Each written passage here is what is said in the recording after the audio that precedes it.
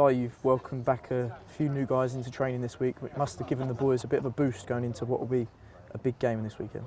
Yeah, obviously, it was nice to get the internationals back, and they've really enjoyed being back as well. So everyone's got a smile on their face, adds a bit of experience into the group. So yeah, it's nice to get somewhere near full squad training. And back to the Rico Arena this week must be encouraging for the squad to get back to where we had some happy times last year. Yeah, absolutely. I think we turned the Rico into a bit of a fortress for us last season. We did really well there.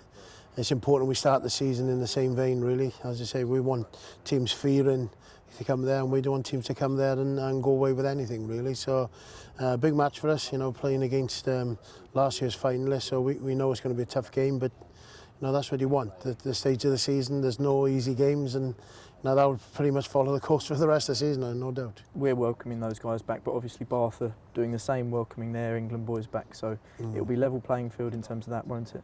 Yeah, and I think you win things by a squad anyway, not necessarily 3 or 4 players. So, and I think, as I said, we've got 27 games on the bounce. That's the minimum. So the full squad's going to obviously play anyway, and I think the teams that tend to get somewhere near the top in the league are not only the team that got the best 15, but the teams that got the best squads, really. So the squad's going to be obviously tested right through the season. Internationals are not going to play every game, but certainly the next couple of weeks I think you'll see full strength teams right across the board. You spoke a lot after the game against Quins on Friday night, but what's been the focus for you from that game going into this week's training? Looking at the aspects that we feel that we need to improve, we didn't feel like we clicked at all, really. We never really got going in attack.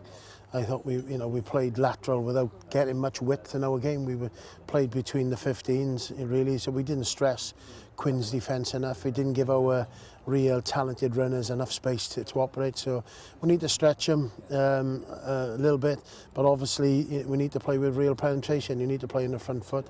And in defence, we just feel we need to have a bit of more bite in us. I think we're giving away too many easy points, really, and at this moment we're averaging over 20 points a game, which is certainly putting a lot of pressure on our attack. I think if we can be a little bit meaner in defence, limit teams to less points, puts a little bit more less pressure on our attack. And there's a few new guys come into this squad. Is it a case of just for that to kind of click?